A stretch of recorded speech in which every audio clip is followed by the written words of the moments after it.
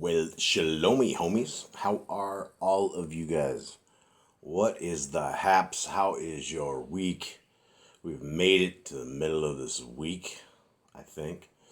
And for whenever it is that you guys tune in, that you guys are listening, I got nothing but love for all of you guys. I appreciate you all. I appreciate your time that you spend as we are able to go through scriptures, read scriptures, discuss the scriptures, and to see how we can fine tune our walk into as qualified walk as we can possibly do for an existence in a time outside of this time that we are in. And most people have no value of the ways of our Creator. Most people have no care that our Creator has provided us with a path forward. And it's kind of sad. And, it's at the end of the day, it's all satanic. And what I'm talking about is the religious system. And any of these so-called religions, when they go astray from the commandments of our Creator and they violate Deuteronomy 4:2 by, providing Sunday worship or, having Easter things at a church or having Christmas, all that kind of stuff, right?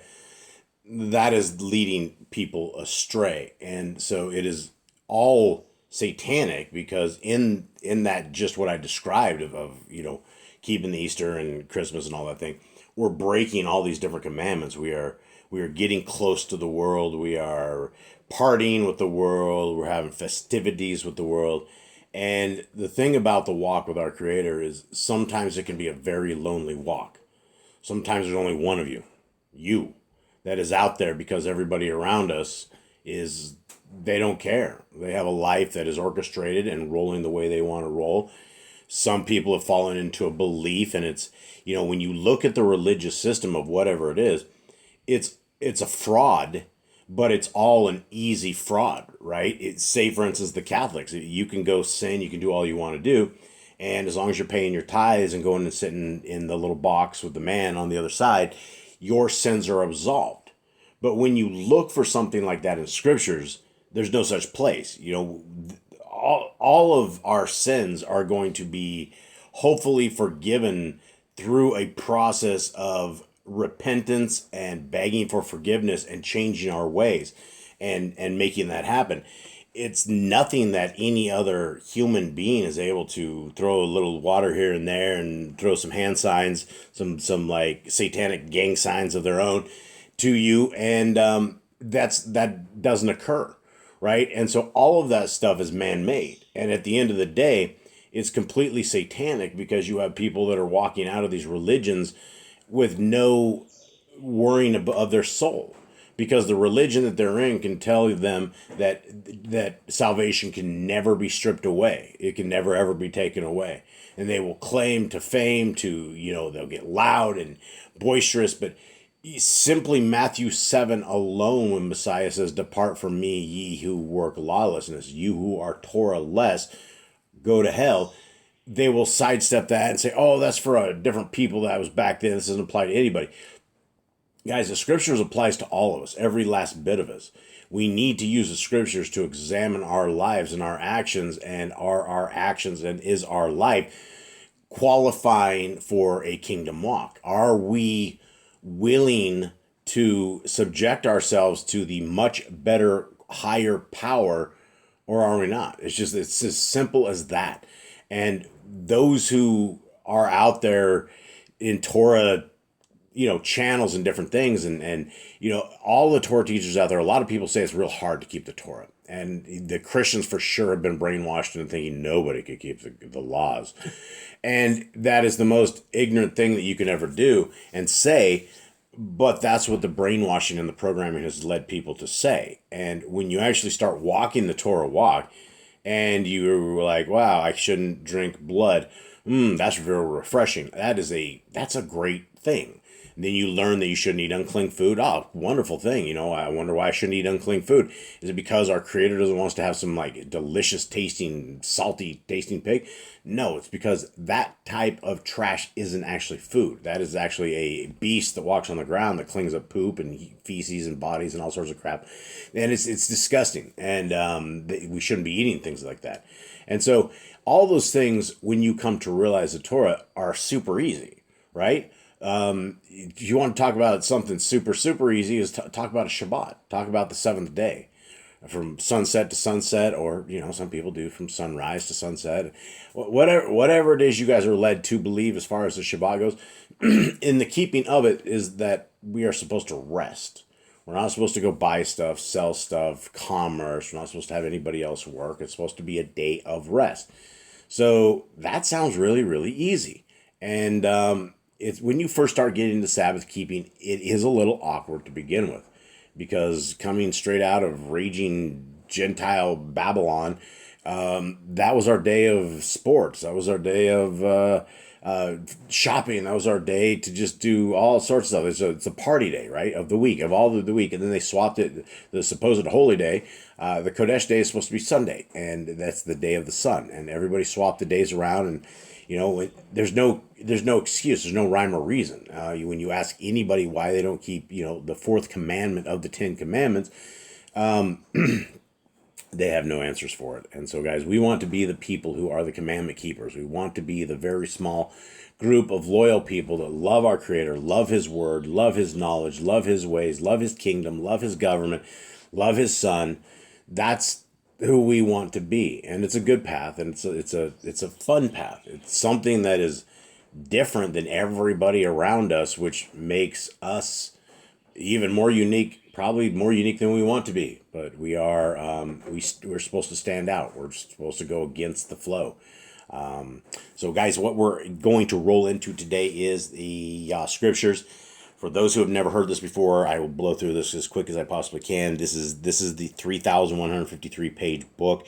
It is a beautiful, beautiful book. 3 bookmarks. It is large print, so you have the ability to see this. If you're old or your vision isn't so great like mine, it gives you the ability to see this book and to be able to read through our scriptures. And it has 103 books. It is the largest book that has the greatest number of all of these books together into one book. There's never been a book that has been created like this, all into one, that has the restored names of our Creator, His Son, all our patriarchs, all the people of back in the days, and the pagan stuff removed.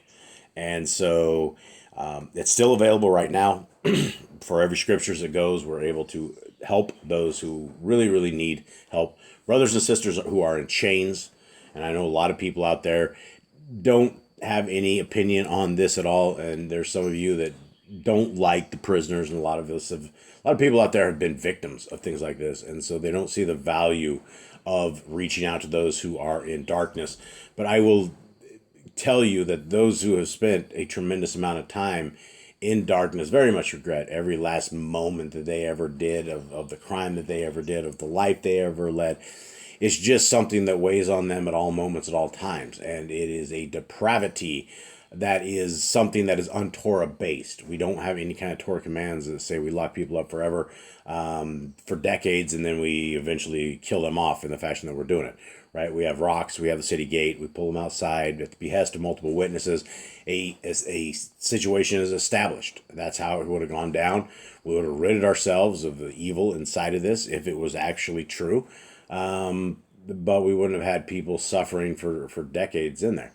And so this is the ability and a place that we are now on 2 major death rows in the U.S. And the first one is Texas. We're always popping Texas death row and general population over there, as well as Arkansas. Those are our big ones that we're doing, and we're having a lot of success over in Arkansas, meeting a lot of very interesting people, a lot of interesting stuff coming out of it. And it's, guys, I'm popping stamps in there all the time. It's I had to buy like 3 sets for Arkansas, and these guys are the rip-off state of stamps. It was like $28 for 50 stamps over there. And it's only like 26 or something in Texas.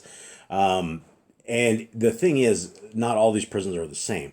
I only get 4,000 characters when I'm writing my Arkansas brothers and sisters, and I have 20,000 when I'm writing Texas. And then for the prisoners, they get all half of that. So Texas guys get 10,000 characters. Arkansas guys get 2,000 characters. So and you can't transfer any stamps over to the Arkansas guys. So it's like short messages versus the world over in Texas.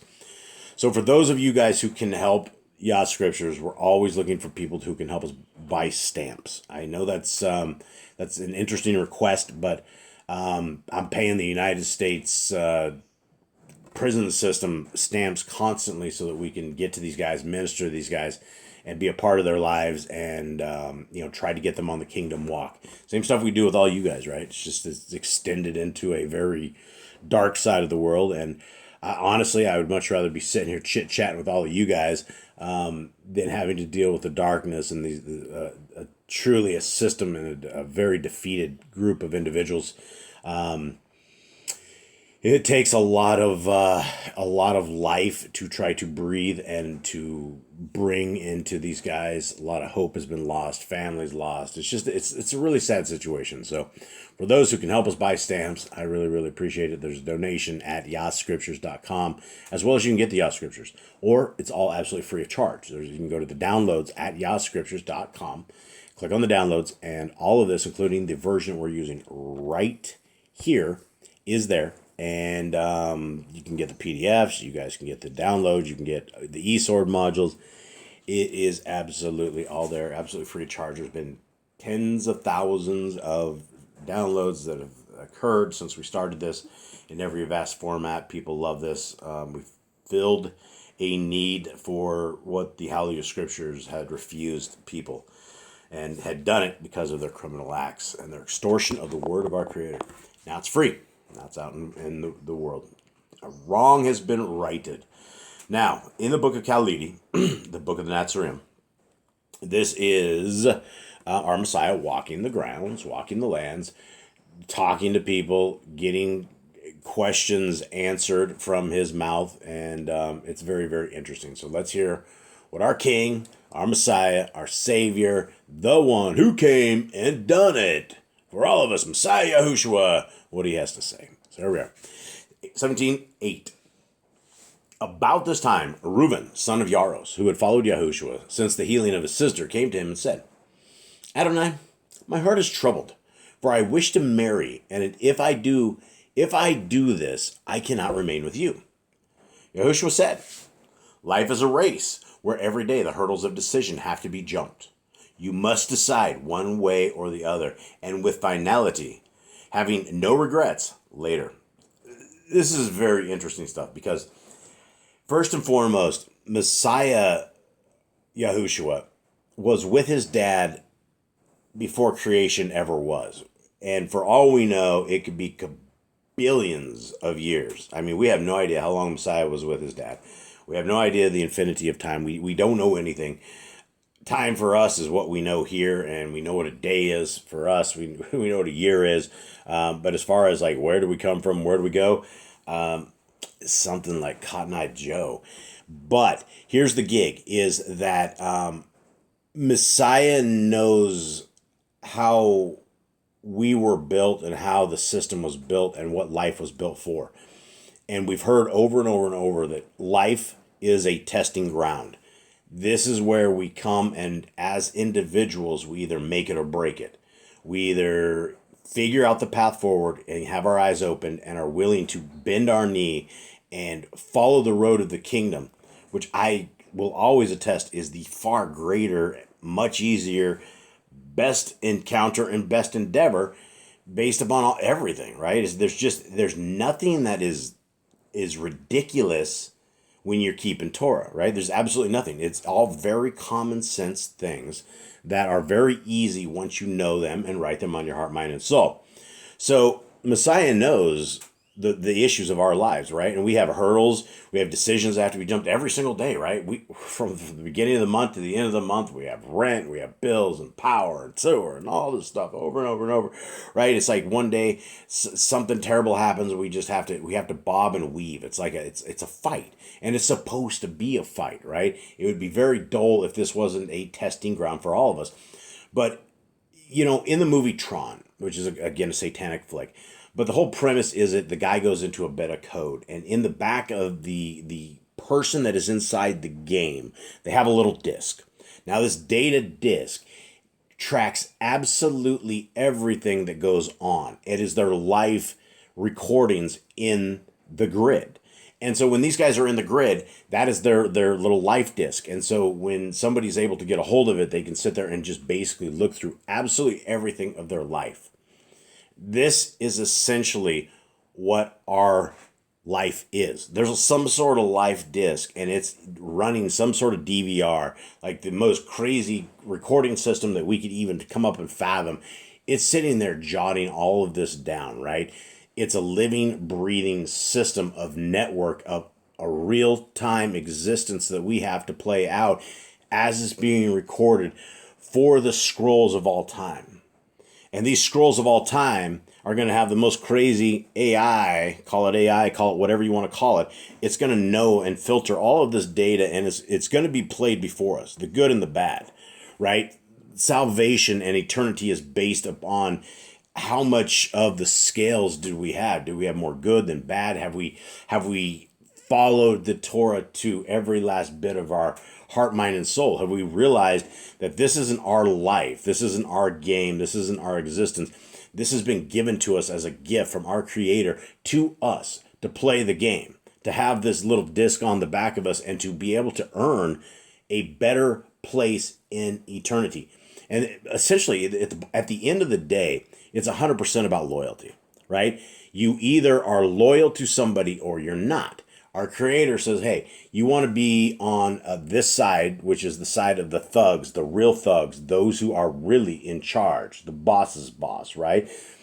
You want to be on this side, or you want to be with the crumbs, the broken crumbs of the burnt piece of toast of the people that are actively serving a failed wannabe deity, Satan, right? This thing wants to be served. It wants to be loved. It wants to be our Creator. It's a lowercase Elohim at best, right? That is what this thing is. And it wants all of our hearts, minds, and souls. This thing hates us. This thing hates Yahuwah and his son, and it hates us. This is the reason that we don't stand with it. And in fact, every single time that we obey the laws, statutes, and commands, every time that we talk about this, every time that we bring this to life, every time that we tell our neighbor, every time that we keep the Torah, it's a black eye in the eyes of a rebel who absolutely, without a shadow of a doubt, knows the Torah better than any of us and has refused to keep any of it, and is that dude. He's that guy. And we don't want to hang with this dude. And so as life has become an ultimate test for all of us, and our Messiah knows this. And so he's speaking very, very well on this. Continuing on. Well, I guess the last sentence on that, whatever we do, he's essentially saying, we decide one way or another. But when we finally have the answer, we need to make sure just go forward, right? Make sure that it is the proper answer and don't have regrets later. Because there is, a lot of us live in a lot of regrets. Continuing on. It is well you spoke. For the sun should never set on an indecision. When marriage and duty oppose each other, then a man must choose duty and a woman marriage. But when marriage can be combined with a diminished obligation to duty, this course is not denied to a man. Okay, heavy stuff, right? When marriage and duty oppose each other, then a man must choose duty and then a woman marriage, right? This is the big thing, right? If a man had the woman right there and he had some mission that he had to do by the hand of Elohim that he decided to do, he's got to go on the mission, right? We got to skip the women. But whereas a woman should, stick with marriage. Now, continuing on, Messiah says this, however, marriage is not the least of life's crosses, and any who enter it thinking otherwise fall beneath the unexpected burden. If your wife is chosen wisely, you will possess a treasure beyond price. But if foolishly, you are condemned to a burden of sorrow. Huge stuff right here, right? I know there's a lot of you guys out there who are in rocky relationships. I know a lot of you guys out there who are in no relationship, who you've had just horrible, horrible times. I know some of you out there who have like your significant others have like literally sent you to the hospital, ended up in critical condition. Those who are supposed to love you and take care of you. It is one of these things that when you can strike the correct marriage, it's the most incredible thing you will ever find in this particular part of existence. It's a lot of different things, and it's not luck, but I know a lot of you guys, and again, have jumped into relationships because you want to get married versus waiting for the right person to come that is chosen by the hand of our Creator. And the question that everybody that is getting into a relationship that knows the Torah needs to ask that other person is, what are a few of your favorite commandments, and why? And if the look in their eyes is like it's over, they can't come up with a single command, this isn't the right person, right? This is the right person to maybe teach the commands to and to teach the way of Elohim. But do you want them leading your children or leading your house not knowing Torah? And it is completely possible that this Prince Charming or Princess Charming, with enough time, could be Torah based, but understand that there is a tremendous amount of corruption that can come from just living Torah less, right? All of us. I did not know the amount of corruption and the kind of corrupted person I was until I got into Torah. I didn't know how vile I was and how offensive I was to the kingdom, how offensive I was to my own soul. There's a lot of things that we learn in Torah, and a lot of times we have to be very, very, very careful. So, guys, if you're dying for that spouse, if you're dying for that person, seek our Creator, but don't jump into situations that you will later regret, right? The guy, gal coming through isn't necessarily an answer to prayer, right? You need to filter this out and never, ever become unyoked, guys. Never, ever jump into something. It's just not worth it. You will struggle later. Your entire marriage will be disarray, right?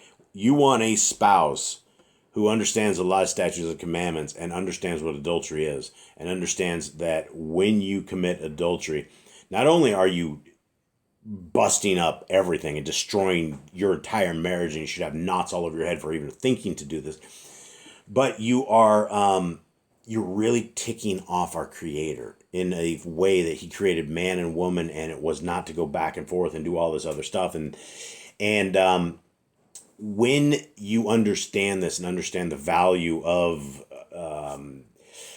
private connections that are individuals only, that are marriage bed people only, that's the only way to fly. Anything else is an abomination that's creating more abominations. It's going to haunt you. It's going to haunt you in the future. It's going to do things you don't want to do. It's just not worth it, right? A few seconds of whatever it is not going to be worth eternity having this on that little life disc that all of us have that things are recording on. So, men, choose your woman wisely. Women, choose your husbands wisely. And then you will possess a treasure beyond price. Because when you find somebody who loves Elohim, they are absolutely going to find and love you and adore you and treasure you and understand that Elohim has created a beautiful person. Continuing on.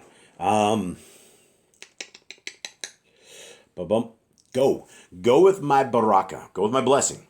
Have many children and bring them up in the light. Thus you will serve best, and I will leave my cause in good hands. Beautiful, beautiful. Wow. Look at this. This is our Messiah. This is why this dude is the man. He is the man. And he says things like this, and you're like, how he just didn't say drop the ball and forget it. He's like, go with your woman, you have my blessing. Have a ton of kids, right? Raise them up in the light. What in the world is the light? Are we talking about some GE stuff? No, the light is the word of our Creator. Genesis, Exodus, Leviticus, Numbers, and Deuteronomy. That's the light. Bring them up in the light, right? And what Why is he saying this? Well, he's reiterating Deuteronomy 6. He's reiterating all the Torah and all the rest of the scriptures, which says we need to like impress these on our children, right? It's like bam, bam. It's not just talk to the kids, it's impress them up on the young learning minds and the minds of our children. So Messiah says, hey, take care, make it happen, and leave my cause in good hands. And that is best, right? Because if you had some dude that was sitting there struggling over his wife and the affairs of this world, and he wouldn't be a good servant, right? He would not be the right person. But this didn't disqualify him from anything of the kingdom. In fact, when you go and you get a family, and you raise a family, and you bear fruit, and you multiply, you're keeping commands of our Creator. And so this is what this is all about, guys. It's all about the Torah walk. It's all about the Torah path. It's all about this savage who's called Yahushua, who's just, this guy he never lets you down when he speaks these words that he's speaking. He never ever, it's like, wow, well, that doesn't make any sense. He never palls you, right? Like when Paul says, the laws, don't worry about the laws, don't worry about all this stuff, and you don't understand what it says. Messiah very clearly says all of this stuff, right? And, the last thing I want to leave everybody with before we go is a couple verses up. Right before we started, this is the one we left on last time, is a man was in the street asking Yahushua. He says, they say you know the will of Elohim, right? What is the will of God? What does he require of me? Messiah said this, and I know it's probably something that, if you guys listen to me enough, it's maybe a broken record, but it's not. It's a life record. It's a record of life. For those who know what I'm saying, this is just like, of course, for those of us who are new to this, you're like, wow, this is weird. But this is from the words of our Messiah. And if you love Jesus, if you love Yahushua with all your heart, mind, and soul, right, as all these people say they do, this is how he says that we know the will of Elohim. And Elohim requires of you. This is what it is, right? Did not your father Moshe say, hear my people, Shema, hear and obey, for this is what your Elohim requires of you, that you honor him, following his path, and loving him, serving him with all your heart and soul, and keeping his divine utterances and Torah, right? That's what it's all about, right? The Torah walk begins with the Torah. That leads us into the abilities of our Messiah to free us from the spiritual curse of when we have broken the Torah, and gives us an opportunity to do something cool and have a life outside of this wicked world that is, crushing in around all of us. So, my friends, family, much love to y'all. I hope you guys have a wonderful day. Thank you for spending this time, for all y'all that make it to the end of these, that I just ramble. And I'm sorry for rambling. I love talking to y'all, so I will chit-chat with you another day. Have a good one. I'm out.